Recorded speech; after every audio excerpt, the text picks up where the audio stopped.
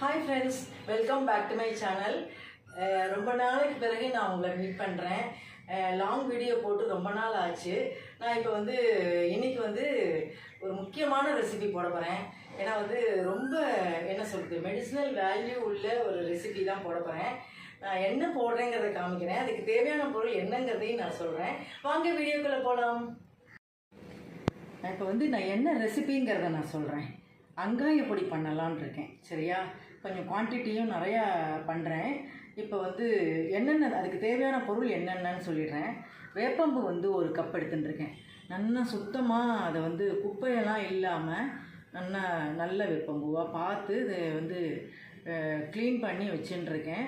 So ஒரு cup வேப்பம்பூ எடுத்துட்டுருக்கேன். ஒரு cup மணத்தக்காளி எடுத்துட்டுருக்கேன், மணத்தக்காளி வத்தல். சரியா, அதுக்கப்புறம் ஒரு கப்பு சுண்டைக்காய் வத்தல் எடுத்துட்டுருக்கேன். அப்புறம் அரை கப்பு தனியாக எடுத்துட்டுருக்கேன்.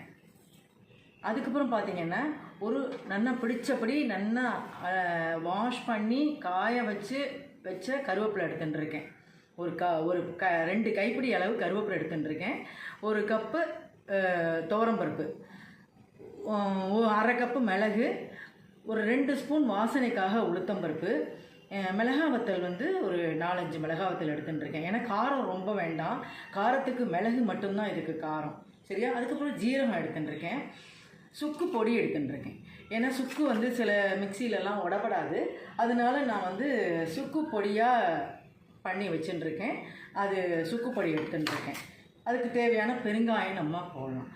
இதெல்லாம் நான் எப்படி பண்ணுறேங்கிறத காட்டுறேன். வாங்க வீடியோக்குள்ளே போகலாம். இப்போ நம்ம ஃபஸ்ட்டு வேப்பம்பூவை வறுத்துப்போம். எல்லாமே நம்ம எல்லா சாமானும் தனித்தனியாக வறுத்துக்கணும். சரியா, ஸோ ஃபஸ்ட்டு நம்ம வேப்பம்பூவை வறுத்துப்போம். அடுப்பை சிம்மில் வச்சுட்டு கருகாதபடிக்கு வறுக்கணும்.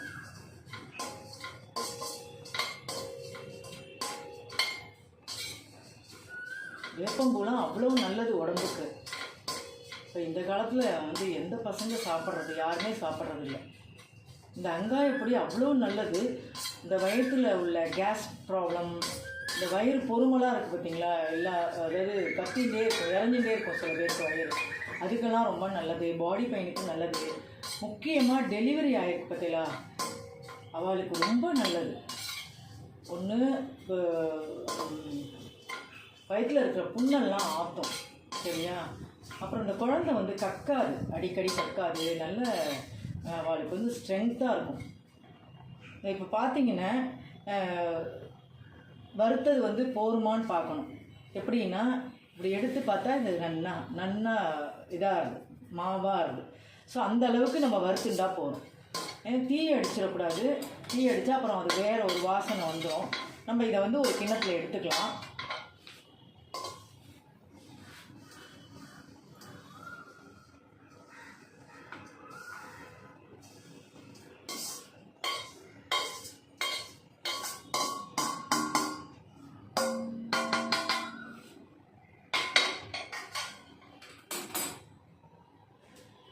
அடுத்தது மணத்தக்காளி காவத்தல் வறுத்துப்போம். சரியா, வேப்பம்பூ வறுத்துண்டாச்சு. அதே மாதிரி தான் நம்ம சிம்மில் வச்சுட்டு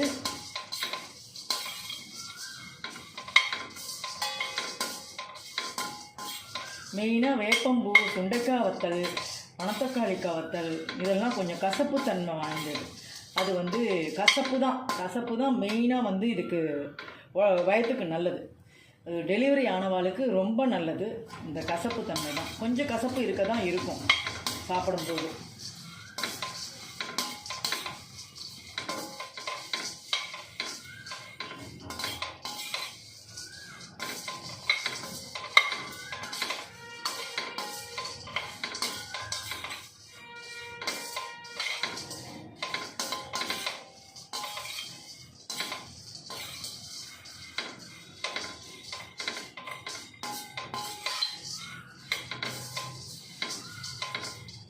இதை நம்ம பண்ணி வச்சுருந்தோம் அப்படின்னா குழம்பு ரசம்லாம் தேவையே இல்லை.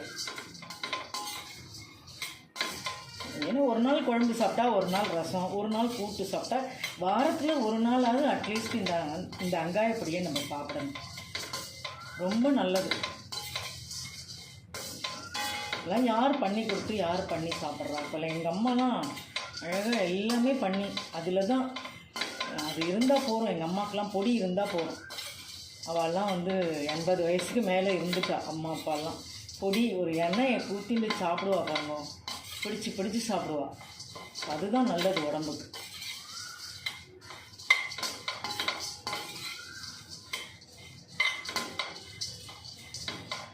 இதுவும் அதே மாதிரி தொட்டு பார்க்கணும் சூடாக இருக்கா என்னென்னு. இது கொஞ்சம் எப்படியும் இதாக தான் இருக்கும், ஈரப்பதம் இல்லாமல் நல்லா வறுக்கணும். இது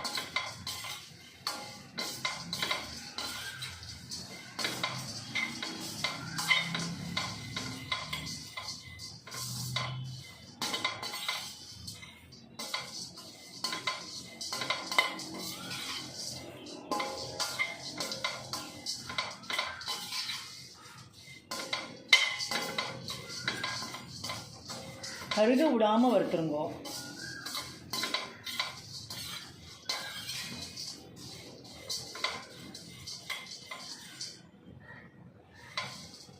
நல்லா சூடாக எடுத்து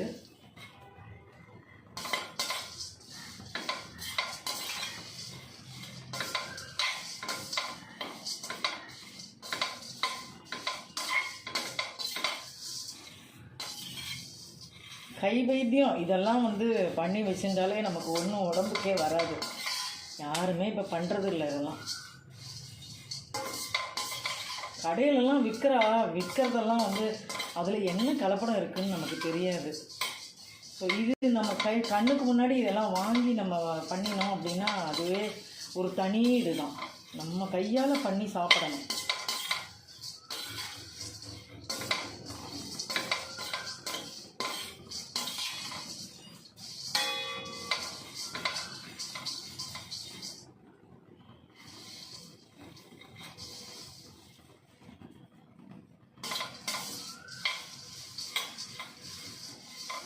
கருக அடிச்சிடாத நம்ம வந்து பொறுமையாக தான் செய்யணும். இது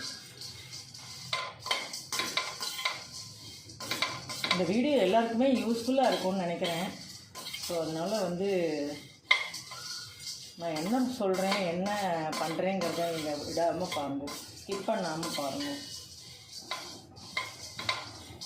போரும் மணத்தக்காளி காவத்தல் வறுத்துட்டேன், அதை நம்ம தனியாக இப்போ எடுத்துட்டுருவோம்.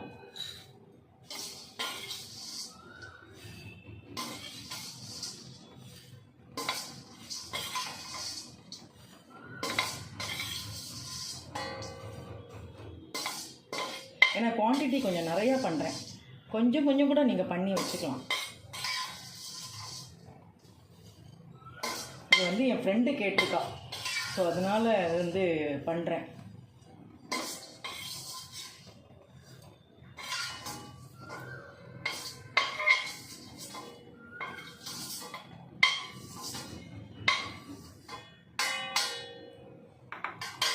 இப்போ மணத்தக்காளி காவத்தல் வறுத்தாச்சு. அடுத்தது வந்து சுண்டைக்காய் வத்தல் வறுத்துப்போம்.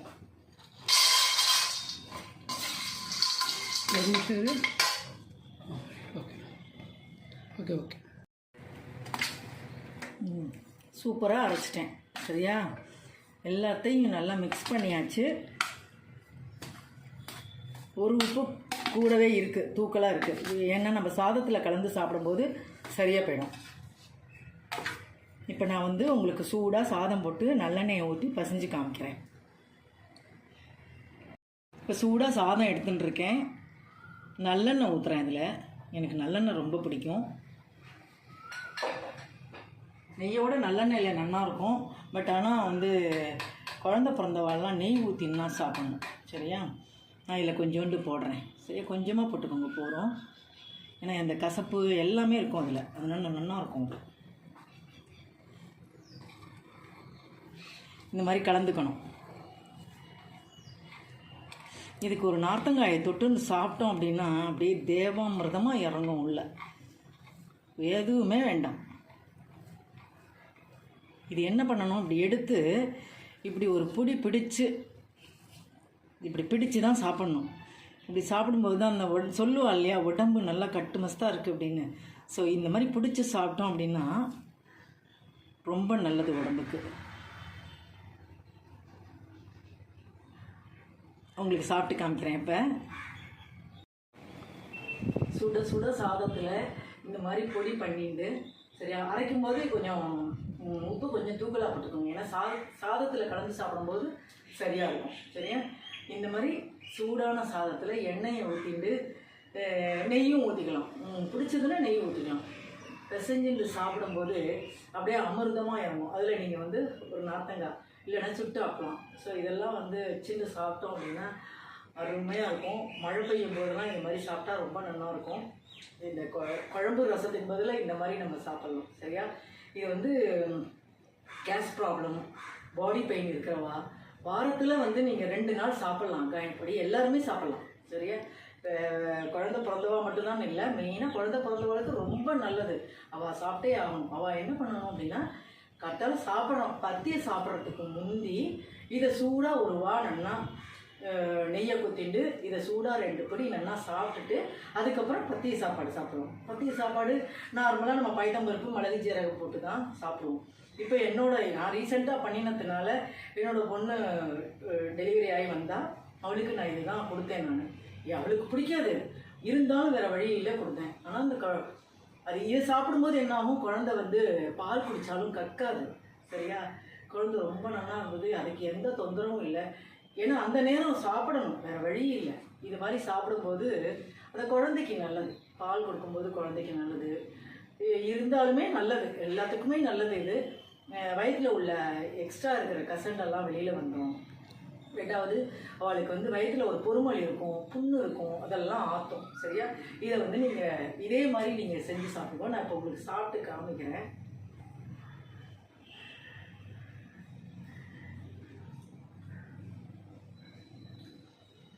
அந்த கசப்போட சூப்பராக இருக்கிற சாதம் இந்த மாதிரி நீங்களும் பண்ணி சாப்பிடுங்க.